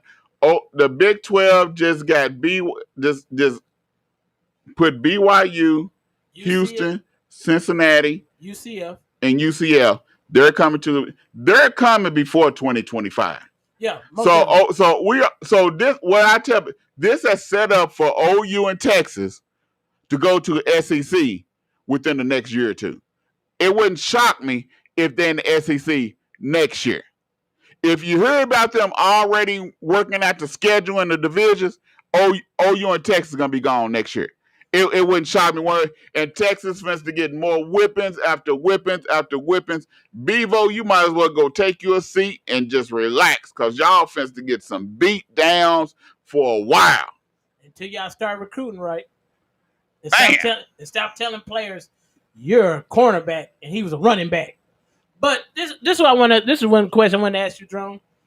What do you think of the additions of BYU, UCF, Cincinnati, and Houston? I think it's going to help, but to me, it just made them a sophisticated mid-major. Because I still see Iowa State and Oklahoma State pretty much dominating that division, regardless of who they play. Oklahoma State and Iowa State is going to be the cream of the crop. I don't see nothing unless TCU and Baylor can actually start recruiting and get the players that they need to compete. I just see Oklahoma State. If Oklahoma State can get a quarterback and an offensive line. But like I said, bringing them in to me, it just made it a sophisticated mid-major. If it comes down to a one-loss Big 12 team and a one-loss SEC or Big 10 team, they're gonna go the other way. It's not gonna go to the Big 12. You always had a feeling that if it came down to a one-loss OU team or a one-loss Texas team, the Big 12 might have a shot of making it into the playoffs.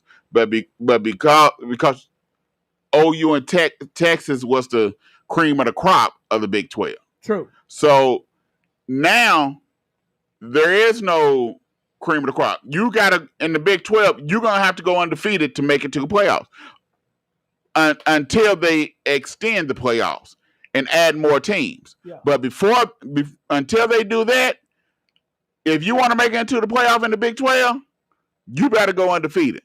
Otherwise, you won't make it. It ain't supposed to happen.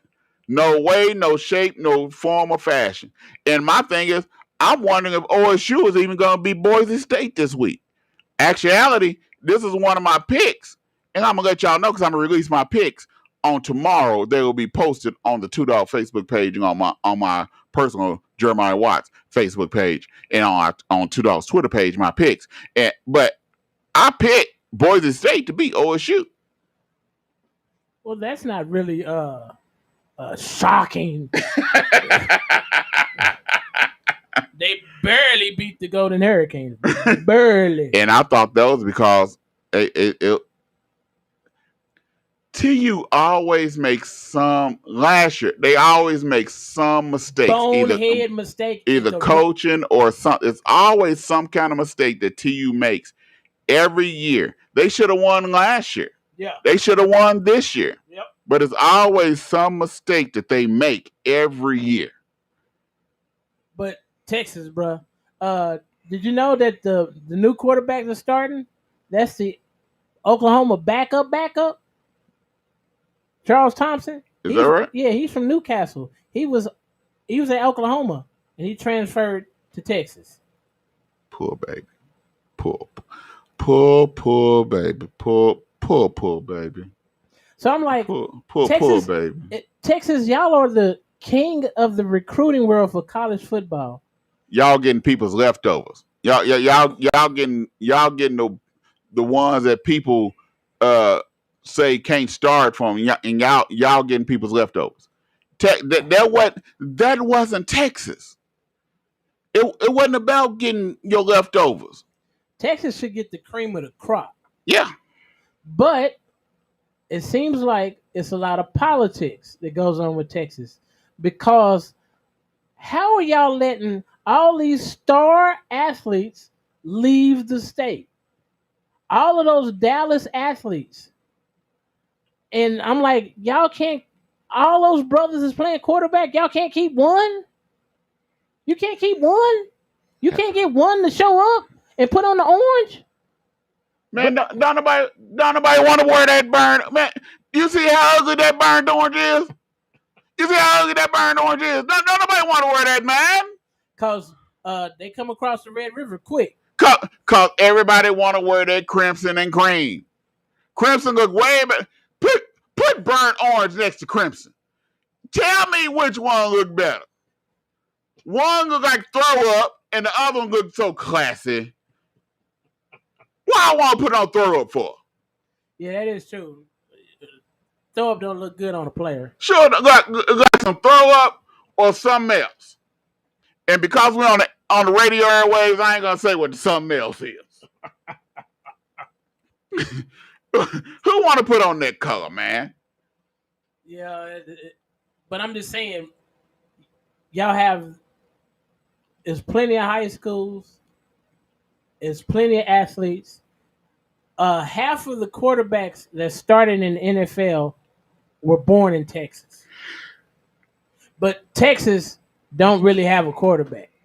And the dude that they were starting, he didn't get benched. The other dude was an Oklahoma quarterback that then transferred to Texas, and he's from Newcastle, Oklahoma. How you from Newcastle, Oklahoma, and start in Austin, Texas? That's pretty sad when y'all can't even recruit a quarterback from your own state, and y'all got plenty of them. Y'all got a plethora of quarterbacks, and a plethora of receivers, and a plethora of running backs. But don't none of them want to wear the burn orange. That's a problem. Think about it. Adrian Peterson, Texas. Right. And where he come? To the crimson and cream. But they tried to tell Adrian Peterson that he was a defensive back. That he was not a running back. Baker Mayfield. Where he come to? Oklahoma. Don't nobody want to wear that burnt orange, man. let's tell it. We just joking Texas. Because we want y'all to come on a $2 sports talk show. But don't nobody want to wear that burned orange, man. Let's be real. All right, last game, the college game. Auburn, Penn State. Ooh. Auburn is under the radar on the SEC. Penn State just beat Wisconsin. Yeah. You really don't know what Penn State is right now. Plus, Gus Malzahn is not there at Auburn no more, so I don't even really know who the head coach is. So, but that's going to be an interesting matchup. That's going to be a very interesting matchup because it's going to put a team is undefeated against an SEC team and a cream of the crop SEC team. So that's going to be very interesting. I will be tuning in to that game. If it's on SEC Network, wherever it's at, the Savage will be watching. Well, the thing is, you got Auburn. They haven't really played. They played Akron week 1, 60-10. Week 2, they played Alabama State 60-0. Oh. So this is going to be their first. So they've been taking people behind the woodshed. Yeah, this is going to be their first toughest test. Yeah. Of the season. Good. So I'm looking forward to it. That sounds interesting. Very interesting game.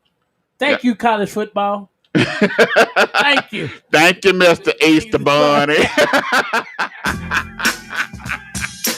We'll be right back on the $2 Sports Talk Show. When we come back, we're talking NFL football. NFL football when we come back on the $2 Sports Talk Show.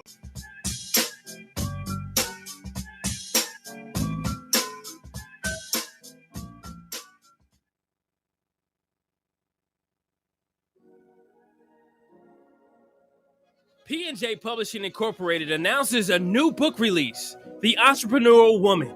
The World is Your Playground by Angela K. Chambers, MES. Available right now for pre-order at payhip.com/B/NB_A_C. The book release is set to hit June 1st, 2020. If you're ready to publish your book, visit us online at www.pnjpublishing.com. Unleash that book that's inside of you with P&J Publishing. Everybody's talking about you and her together. How to order chicken wings. Number 1, find a good wing spot. I know a wing spot, Max Wings. Number 2, decide if you want a combo or if you want to order a la carte. Huh? What's that? Well, combos come with chicken, veggie sticks, fries, and a drink for a discounted price. A la carte means that you order each item separately. Okay. 3, decide if you want bone-in, boneless, or cauliflower wings, and then determine the delicious flavor you want on your wings. I didn't even know cauliflower had wings. You learn something new every day. Have you been to Max Wings? Yep. Max Wings is located at 782 East Pine Street in Tulsa. We're open Monday through Thursday from 11 a.m. to 8 p.m. and on Friday and Saturday from 11 a.m. to 10 p.m. Come to Max Wings, home of the dry rub fries.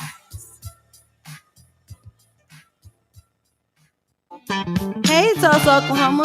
Welcome to Black Wall Street Tees and Souvenirs, where you can get the best Black-owned t-shirts, apparel, and souvenirs right here in the heart of Tulsa. For more information, please call 918-523-0608 or shop online with us at bwstshirts.com. And we hope to see you soon.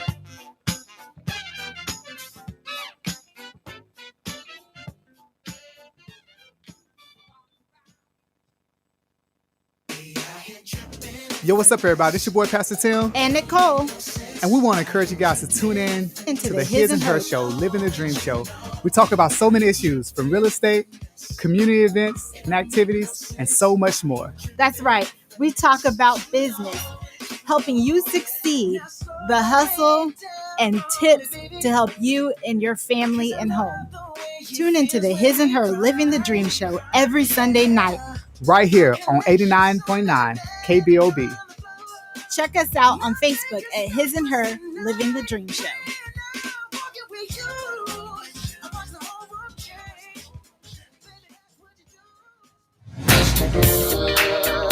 Join Tulsa's own Dale Mr. Groove Taylor as he takes you back to the 70s and 80s into the Groove Zone on KBOB 89.9 FM.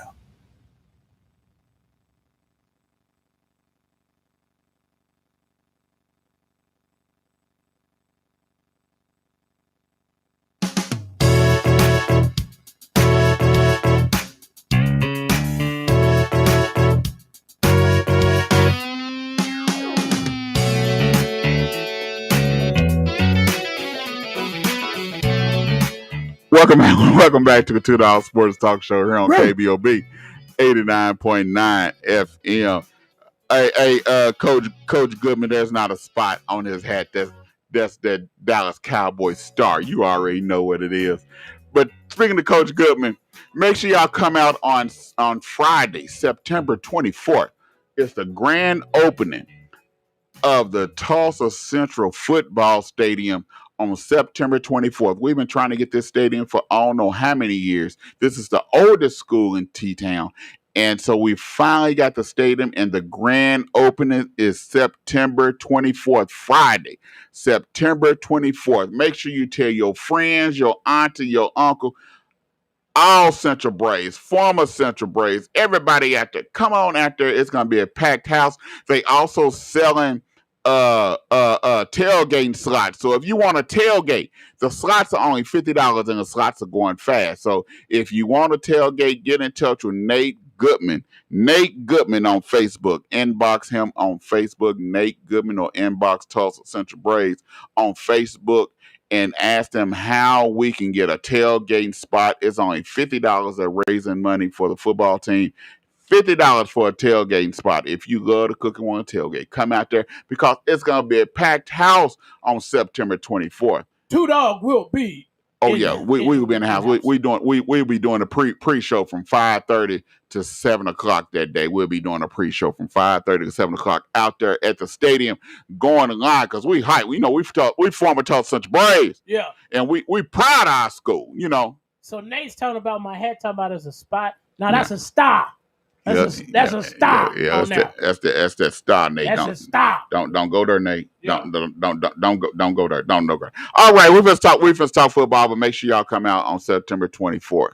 September 24th. That's Friday, September 24th at Tulsa Central High School. It's the grand opening of the football stadium. So come on out there. The class of the football team from 86, 87 will be helping with the coin toss. So make sure y'all come out there on that day and let's celebrate the opening of this stadium. All right, next game we want to talk about. I say this one. It's the Steelers and the Bills. I picked the Steelers. I told everybody they're going to pick that the Steelers are going to win this game. The reason why I said is the Steelers have a defense. They've always had a defense. They got receivers, they got a defense, and I still don't trust Allen. I don't care. Everybody else trusts him. I still don't trust Allen.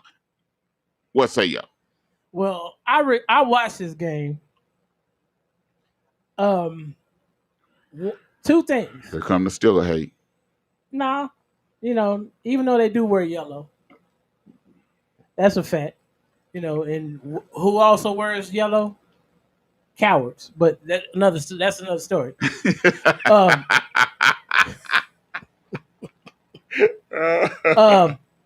This was a story of two halves. One, the Bills are up 10-0, and they should have put more points on the board. But every time they got to where they needed a certain down, if they got third and long situation, they could never convert that down. And the Steelers never did anything to really get themselves, they never had no bad turnover. They didn't have no botched punt. They didn't have anything. So second half, they came back out and was able to start putting drives together. And then the Buffalo Bills just crumbled. Buffalo's going to be a nice team, but they got to be able to put teams away. When you have teams down 10-0, Buffalo would not make the Super Bowl. I don't know. Buffalo will not make. I'm saying it right now on the $2 Sports Talk Show. Buffalo will not make it to Super Bowl. Okay. You sound pretty confident. Enough said. Buffalo will not. Because I know you was about to fix your mouth to say they ain't gonna make it to the Super Bowl. No, I wasn't gonna say that. I was saying that I don't know if they should be contending for their division, but I don't know. I keep telling people don't. This the issue.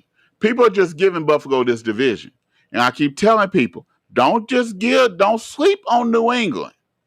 And I know our friend B. I know he jumping for joy to hear me say that. But it's true. Don't sleep on New England. Hey, Miami have a heck of a defense. Yes. They lost, but Miami has a heck of a defense. That's why they was talking about wondering whether Tua is the man or getting another quarterback because they know what type of defense they have. But don't sleep on New England. Okay. So now can we get to the game?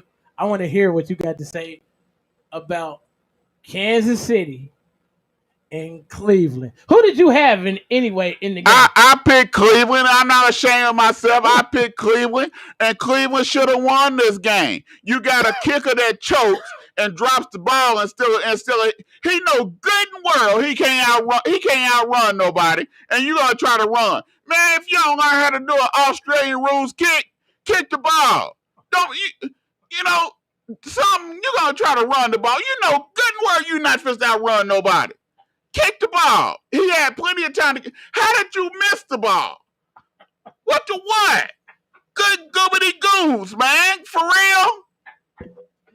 And then Baker. Come on, Baker. I understand he was trying to throw the ball out of bounds, but he got tripped up. But come on, man. For real.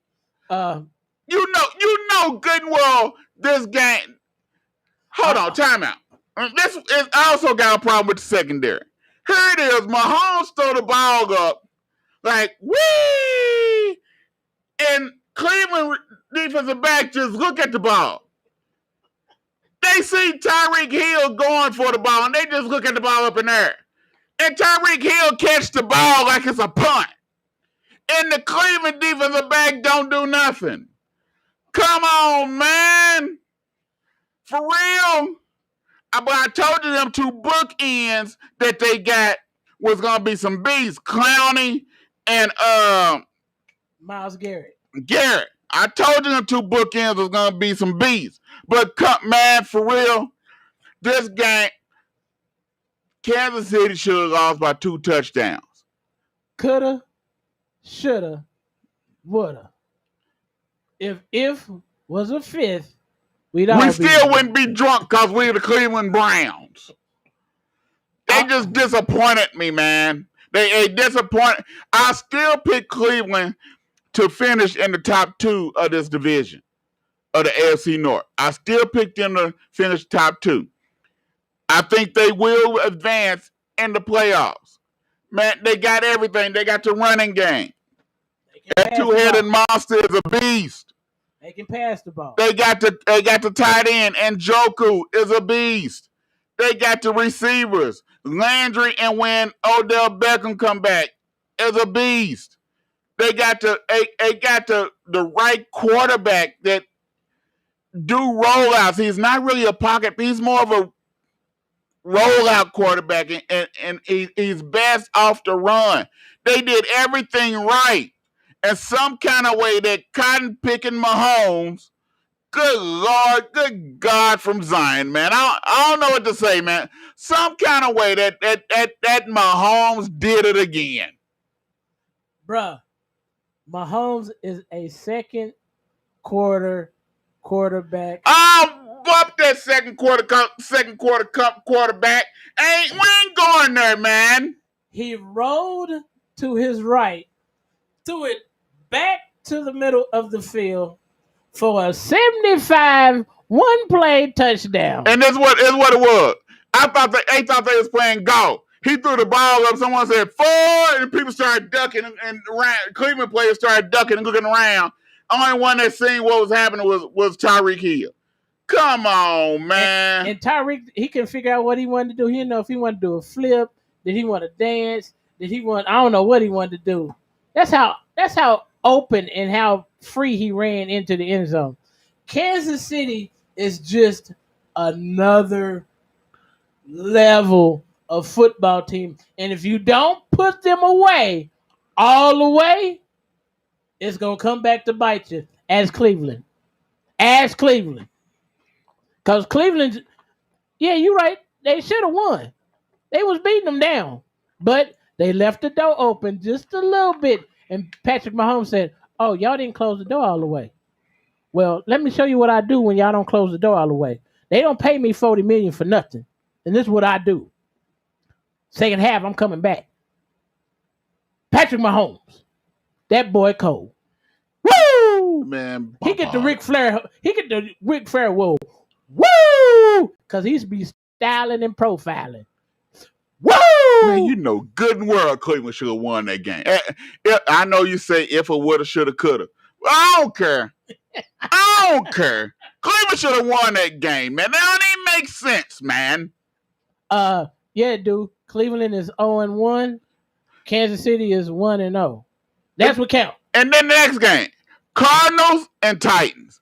Oh, Lord have mercy.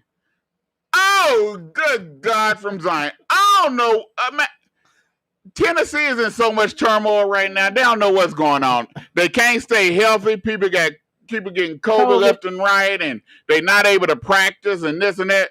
Come on. Hey, there is no way. No way. They got, man. Oh, good Lord. Chandler Johnson at 5 sacks. Not 1. Not 2. Not 2. Not 3. Yeah. Not 4. But, man, he had 2 games and 1. Yeah, on defense. And he's a defensive tackle. Now, man, if this joker averaged 3 sacks a game, do you know he'll break the record? He'll break Michael Strahan's record, and it won't have to be a fake sack like he did on Brett Favre. Yeah. To break the record. He's going to break it with ease. Kyler Murray throwing 5 touchdowns. Kyler Murray running around like a kid in the candy store. He got weapons. DeAndre Hopkins doing what he do. I mean, hey, bro. Like we said, the NFC West is the toughest conference in football. Christian Kirk. Wasn't nobody talking about Christian Kirk. They was talking about what? AJ Green and D-Hop. Yeah. Here it is, Christian Kirk got 5 for 7. Man, Grable, Hable, Table. He's a defensive guru. Where the defense? Hey, bro. Kyler was able to do what he want when he wanted to do it, and then he was able to sit down at his desk, read the magazine, and then throw a touchdown. He was doing what he wanted to do, bro. But the crazy thing, it wasn't even J.J. Watt over there that was. Chandler Jones had a field day. Yeah. Arizona Cardinals had a field day. Yeah.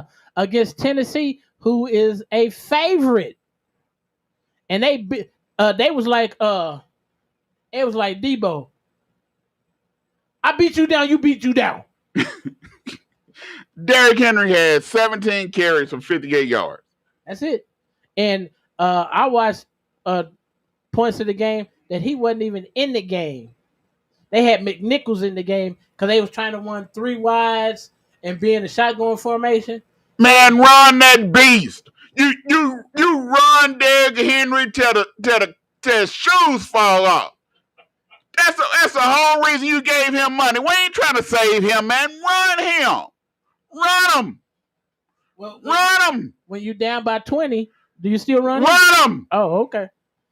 Hey, if he get 300 yards, he get 300 yards. You got 2 beasts in Julio Jones and A.J. Brown.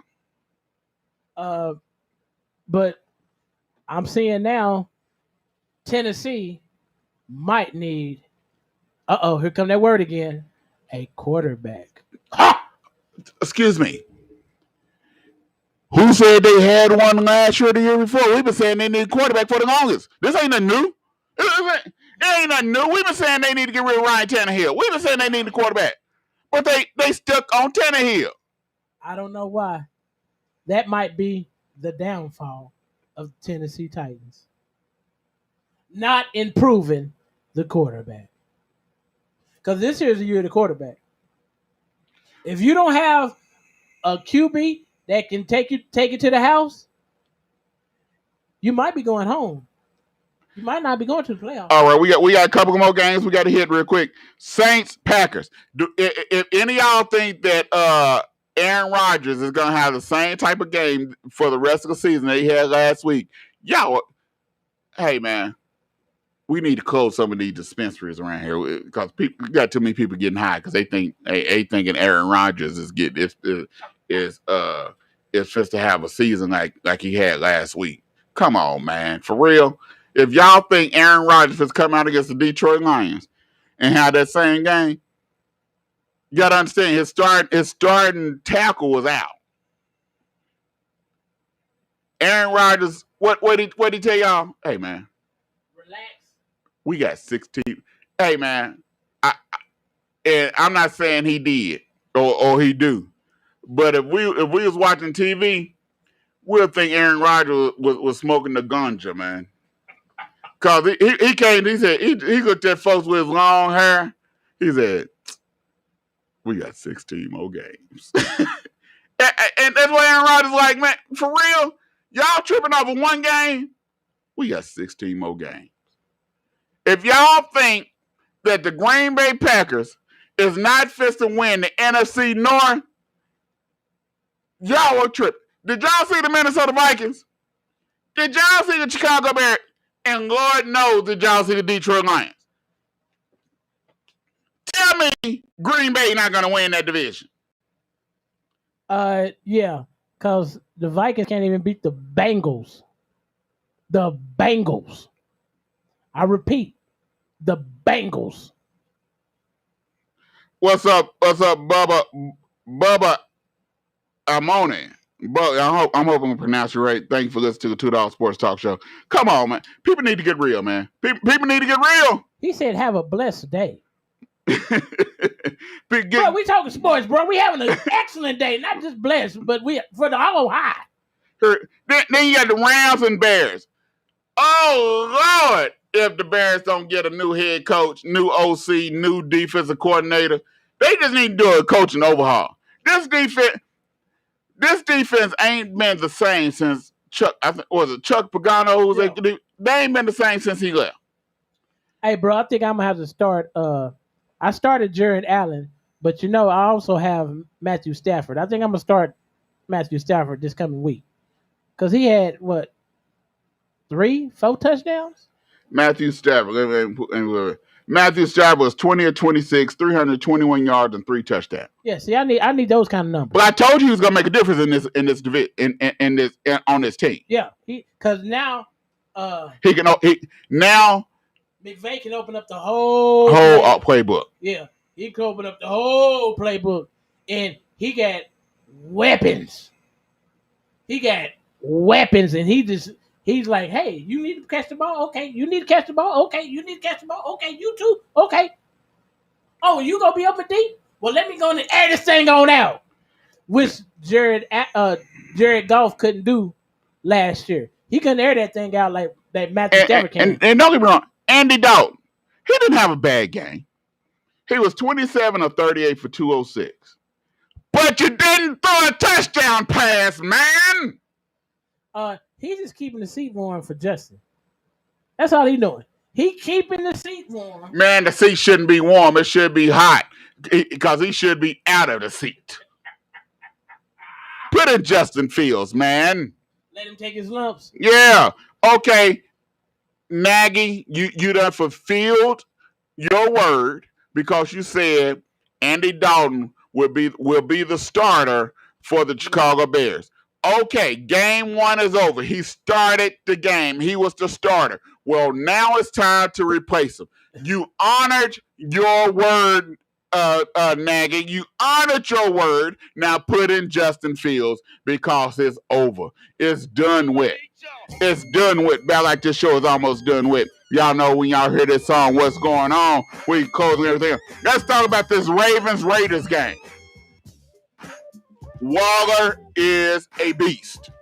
No, he's not a beast. He's a bona fide savage. Yeah, Waller's nice. Waller's nice. I still like the Ravens.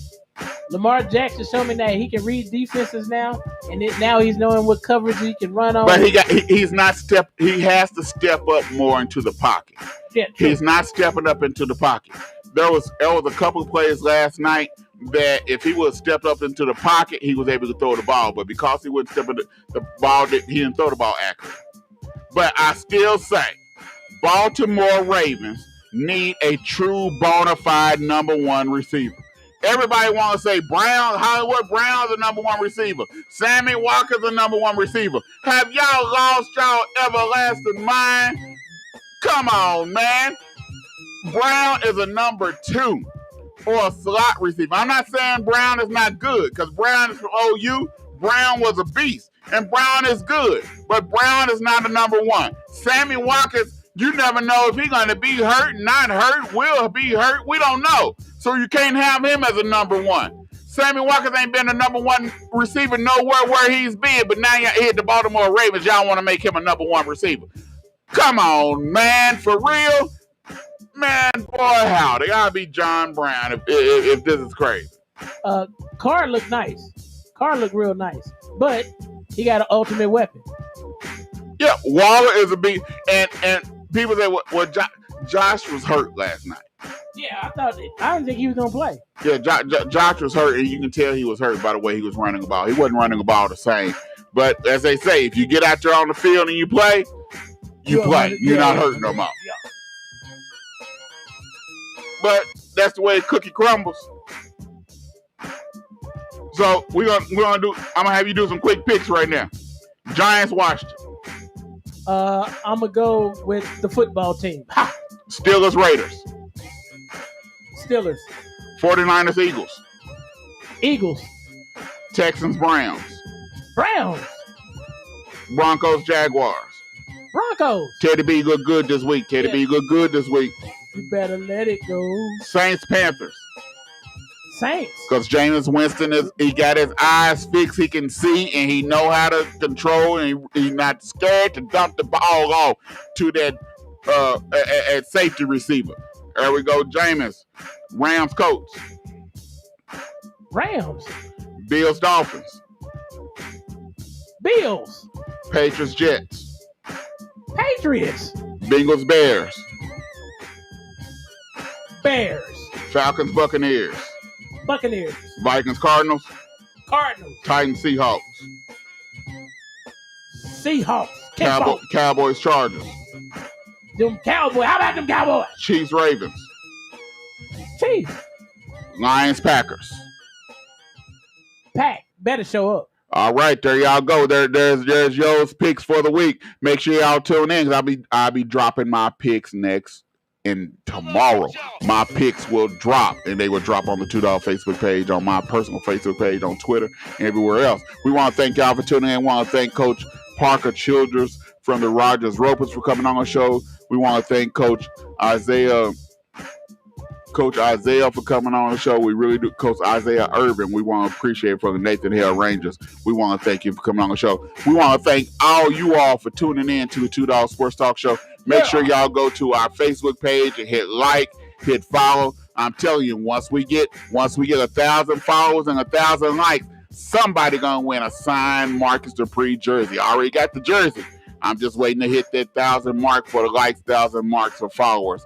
So tell your friends, tell your mama, tell your grandma, tell your daddy, tell your dog. Even if your dog got a Facebook page, we know some people got their dog got a Facebook page. Wow. So tell your dog to even sign up. Go hit like and share and follow. Share our page. Go to our Twitter page. Go to our Instagram page. And also go to our YouTube page. You bark at us. We bark back. Woo!